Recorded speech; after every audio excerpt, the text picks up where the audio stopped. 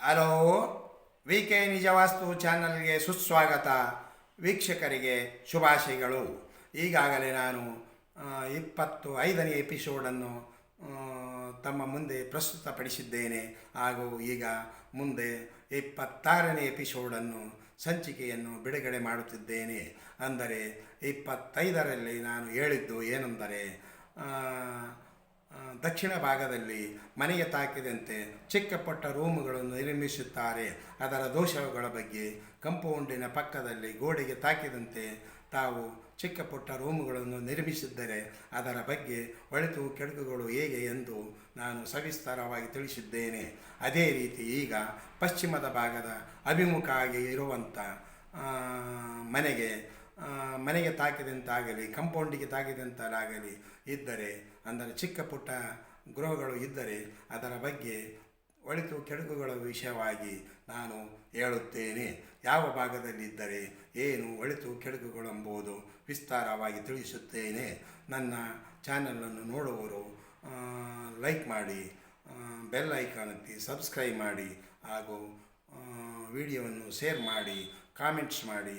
ಯಾವುದೇ ನನ್ನ ಒಳಿತು ಕೆಡುಕುಗಳ ಬಗ್ಗೆ ಹೇಳಿದರೆ ನಾನು ತಿದ್ದಿಕೊಳ್ಳುತ್ತೇನೆಂದು ಹೇಳುತ್ತೇನೆ. ತಾವು ಕೂಡ ನನ್ನ ವಿಡಿಯೋವನ್ನು ನೋಡಿ ತಮ್ಮ ಗೃಹಗಳನ್ನು ತಿದ್ದಿಕೊಳ್ಳುತ್ತೀರೆಂದು ನಾನು ಭಾವಿಸುತ್ತೇನೆ. ತಾವು ನನ್ನ ವಿಡಿಯೋಗಳನ್ನು ಸಂಪೂರ್ಣವಾಗಿ ವೀಕ್ಷಿಸಿ ತಮ್ಮ ಮನೆಗಳನ್ನು ತಪ್ಪುಗಳು ಇದ್ದರೆ ಪುನರ್ ನಿರ್ಮಿಸಿದರೆ ತಾವು ಸಂತೋಷವಾಗಿದ್ದರೆ ಅದಕ್ಕಿಂತ ಬೇರೆ ಏನು ಮನುಷ್ಯನಿಗೆ ಬೇಕಾಗಿಲ್ಲ. ಒಂದು ನಾವು ಹೇಳುವ ರೀತಿಯಿಂದ ತಿದ್ದಿಕೊಂಡು ಸುಖ ಜೀವನ ಈ ಮಾನವ ಸುಖವಾಗಿರುತ್ತಾನೆಂದರೆ ಅದಕ್ಕಿಂತ ಬೇರೆ ಸ್ವರ್ಗವೇನೂ ಇಲ್ಲ.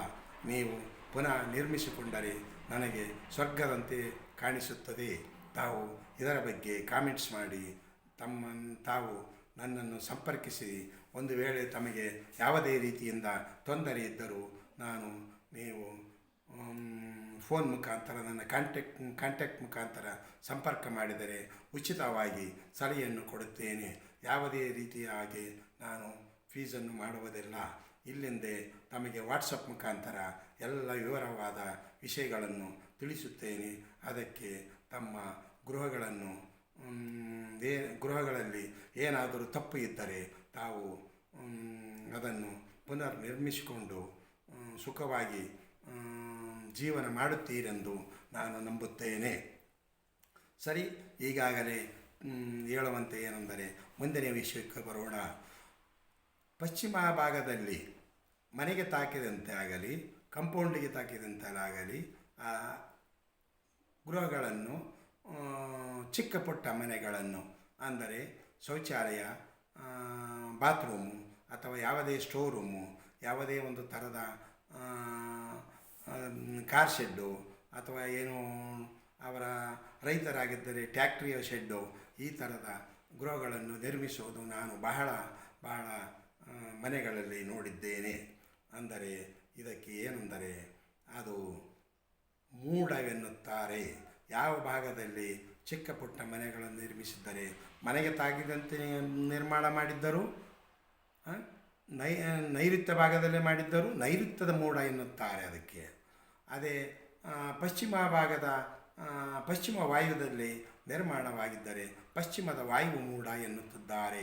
ಅದಕ್ಕೆ ಈ ಮೂಢ ಎಂದರೆ ಅಲ್ಲಿಗೆ ಒಂದು ವೇಳೆ ಆ ಮನೆಯ ಅಭಿವೃದ್ಧಿಯ ಬಗ್ಗೆ ನಿಂತಂತೆ ಎಂಬ ವಿಷಯವನ್ನು ತಾವು ತಿಳಿದುಕೊಳ್ಳಬೇಕು.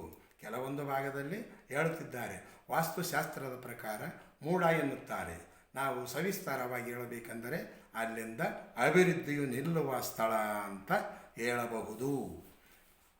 ಸರಿ, ಈಗಾದರೆ ಮನೆಯ ಪಶ್ಚಿಮದ ಅಭಿಮುಖವಾಗಿ ನಿಂತುಕೊಂಡಾಗ ಎಡಭಾಗಕ್ಕೆ ಬರುವುದು ನೈಋತ್ಯದ ಸ್ಥಳ. ಇದು ಪಶ್ಚಿಮ ಎನ್ನುವುದು ಒಂದು ಗಂಡು ಸಂತಾನಕ್ಕೆ ಆ ವಿಷಯವಾಗಿ ಸಂಬಂಧಪಟ್ಟ ವಿಷಯ.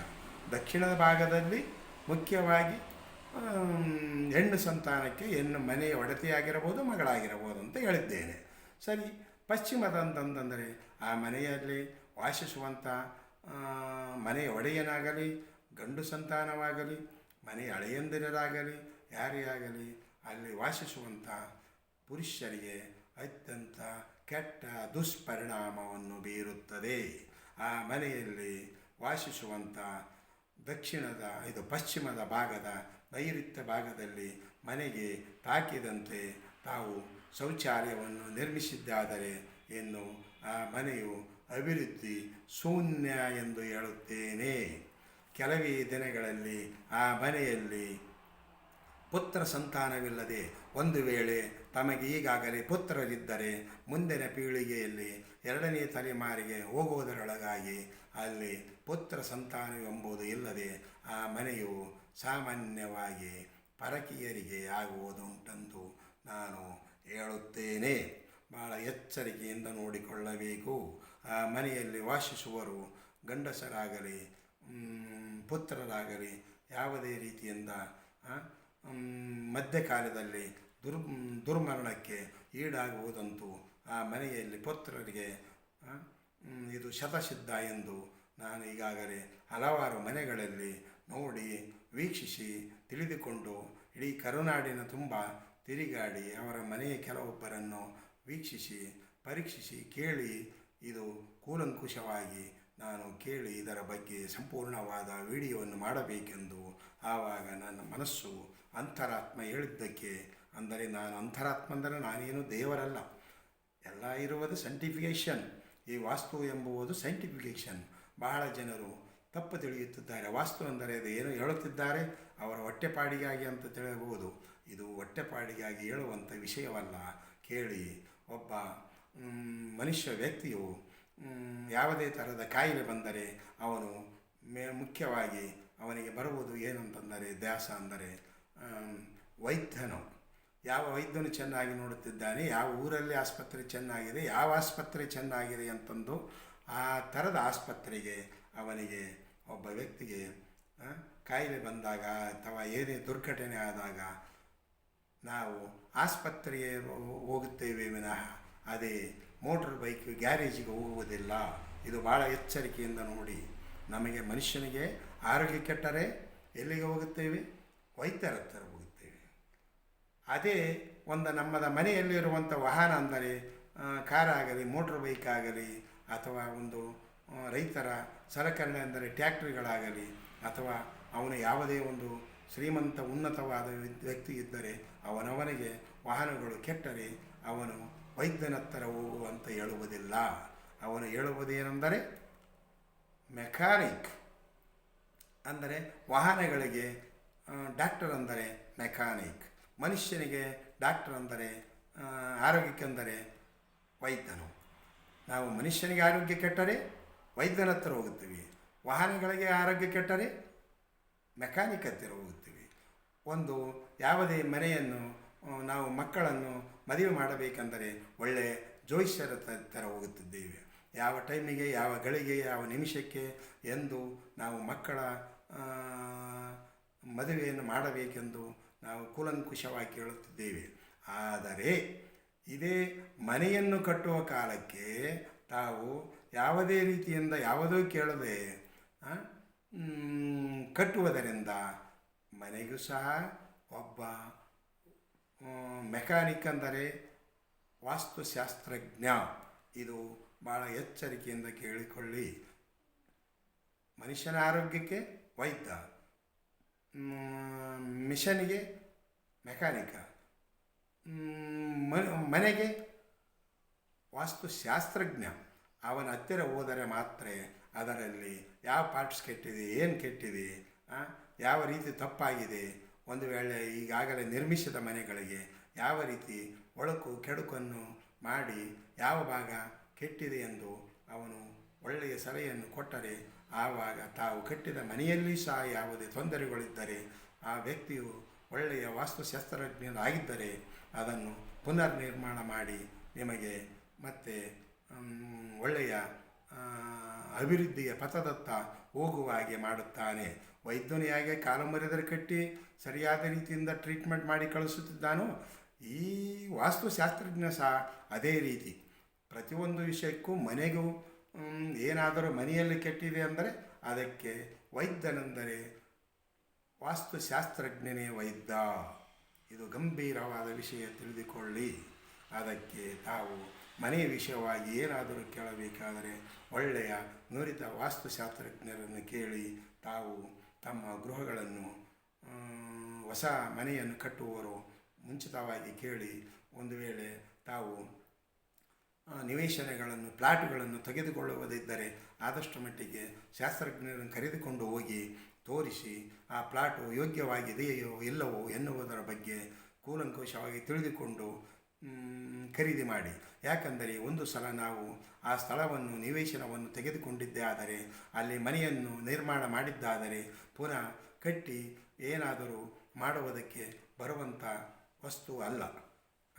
ಅದಕ್ಕೆ ಆವಾಗ ಏನಾಗುತ್ತದೆ ಅಂತಂದರೆ ಎಲ್ಲ ಜೀವನ ಪೂರ್ತಿ ದುಡಿಮೆಯೆಲ್ಲ ಮಾಡಿ ಅವನು ಕಟ್ಟಿದ ಮನೆಯು ತನಗೆ ಹುಟ್ಟಿದ ಮಗನು ಕಟ್ಟಿದ ಮನೆಯು ಎರಡು ತನಗೆ ಸರಿಯಾದ ಅನುಕೂಲತೆ ಇಲ್ಲದಿದ್ದರೆ ಅವನು ಆ ಮನೆಯ ಒಡೆಯ ಏನು ಸಾಧನೆ ಮಾಡಲಿಕ್ಕೆ ಸಾಧ್ಯವಿಲ್ಲ. ಅದಕ್ಕೆ ಕಟ್ಟಿದ ಮನೆಯಾಗಲಿ ಹುಟ್ಟಿದ ಮಗನಾಗಲಿ ತಂದೆಯ ಬಗ್ಗೆ ಒಳ್ಳೆಯ ಅಭಿವೃದ್ಧಿಯ ಬಗ್ಗೆ ಅವನು ಕೈ ಜೋಡಿಸಿದರೆ ಹಾಗೆ ಮನೆಯು ಸಹ ನಮಗೆ ಕೈ ಜೋಡಿಸಿದರೆ ನಾವು ಅಭಿವೃದ್ಧಿಯ ಪಥದತ್ತ ಸಾಗುವುದಕ್ಕೆ ಸಾಧ್ಯ. ಅದಕ್ಕೆ ಅಭಿವೃದ್ಧಿ ಅಂದರೆ ಕೈ ಜೋಡಿಸುವುದೆಂದರೆ ಅದು ವಾಸ್ತುಶಾಸ್ತ್ರದ ಪ್ರಕಾರವಾಗಿ ನೀವು ಮನೆಯನ್ನು ನಿರ್ಮಾಣ ಮಾಡಿದ್ದಾದರೆ ಅಲ್ಲಿ ವಾಸಿಸುವಂಥ ಜನರಿಗೆ ಆ ಮನೆಯ ಒಡೆಯನಿಗೆ ಮಕ್ಕಳಾಗಲಿ ಮಡದಿಯಾಗಲಿ ಎಲ್ಲರೂ ಸಹಜವನ್ನು ನಡೆಸುವುದಕ್ಕೆ ಕೈ ಜೋಡಿಸಿ ಅವನಿಗೆ ಸಹಾಯವನ್ನು ಮಾಡುತ್ತಾರೆ. ಅವರು ಅಭಿವೃದ್ಧಿಯ ಪಥದತ್ತ ಹೋಗುತ್ತದೆಂದು ನಾನು ಹೇಳಲು ಇಷ್ಟಪಡುತ್ತೇನೆ. ಸರಿ, ಭಾಳ ದೀರ್ಘವಾಗಿದೆ ಈ ವಿಡಿಯೋ. ಈಗ ಒಳಿತು ಕೆಡುಕುಗಳ ಬಗ್ಗೆ ಹೇಳುತ್ತೇನೆ. ಪಶ್ಚಿಮದ ಭಾಗದ ಎಡಭಾಗದಲ್ಲಿ ಬರುವಂಥದ್ದು ನೀಚ ಸ್ಥಳ ಯಾವುದು? ಎಡಭಾಗದಲ್ಲಿ ನೈಋತ್ಯ ಎನ್ನುತ್ತಾರೆ.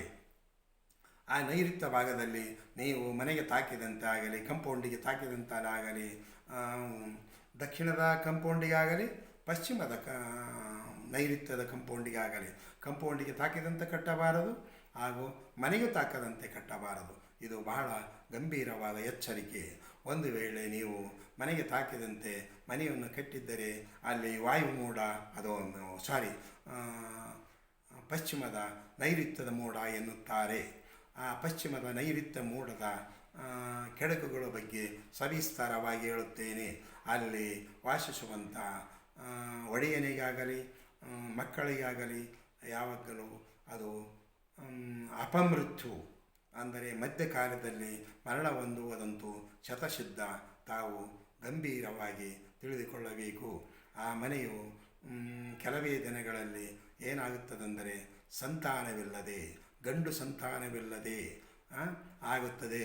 ಒಂದು ವೇಳೆ ಆ ಮನೆಯಲ್ಲಿ ಹುಟ್ಟಿದ ಮಗು ಏನಾದರಾದರೆ ಸುಳ್ಳರು ಬಳ್ಳರು ಯಾವುದೇ ಕೆಲಸಕ್ಕೆ ಬಾರದ ಮಗನಾಗಿ ಬೆಳೆದು ಆವಾಗ ಇಡೀ ಮನೆಯು ಅವನು ಅಭಿವೃದ್ಧಿಯ ಪಥದ ಬಗ್ಗೆ ಚಲಿಸುವುದೆಂದರೆ ಅಸಾಧ್ಯದ ಮಾತು. ಅದಕ್ಕೆ ತಾವು ಪಶ್ಚಿಮದ ನೈಋತ್ಯದ ಭಾಗದಲ್ಲಿ ಯಾವುದೇ ಮನೆಗೆ ತಾಕಿದಂತಾಗಲಿ ಕಂಪೌಂಡಿಗೆ ತಾಕಿದಂತಾಗಲಿ ಯಾವುದೇ ದಕ್ಷಿಣ ಪಶ್ಚಿಮ ಅಥವಾ ಮನೆಯ ನೈಋತ್ಯ ಭಾಗದಲ್ಲಿ ಎಂದು ಗೃಹವನ್ನು ನಿರ್ಮಾಣ ಮಾಡುವ ಕಾಲಕ್ಕೆ ಭಾಳ ಎಚ್ಚರಿಕೆಯಿಂದ ಮನೆಗೆ ತಾಕದಂತಂತೂ ಎಂದೂ ಮಾಡಬಾರದು. ಒಂದು ವೇಳೆ ನೀವು ಗೃಹವನ್ನು ನಿರ್ಮಾಣ ಮಾಡಬೇಕಾದರೆ ನೈಋತ್ಯ ಭಾಗದಲ್ಲಿ ಅತ್ಯಂತ ಸೂಕ್ಷ್ಮವಾದ ಸ್ಥಳ, ಅದು ಯಾವುದೇ ಭಾಗಕ್ಕೆ ಗೋಡೆ ಪಾರಿಗೆ ತಗಲಬಾರದು, ತಾಕದಂತಿರಬಾರದು.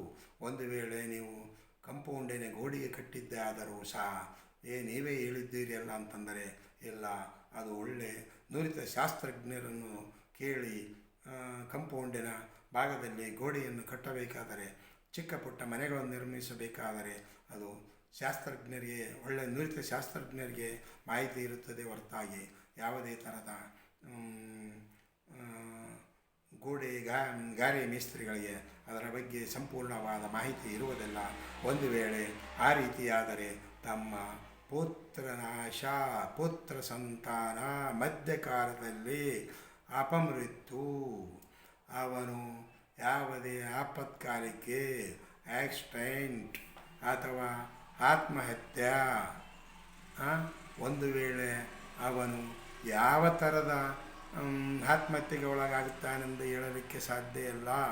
ಒಟ್ಟಿನಲ್ಲಿ ಅವನು ಆತ್ಮಹತ್ಯೆ ಮಾಡಿಕೊಳ್ಳುವುದಂತೂ 100% ಶತಸಿದ್ಧ. ಇದು ನಾನು ಅದೆಷ್ಟೋ ಮನೆಗಳಲ್ಲಿ ನೋಡಿದ್ದೇನೆ.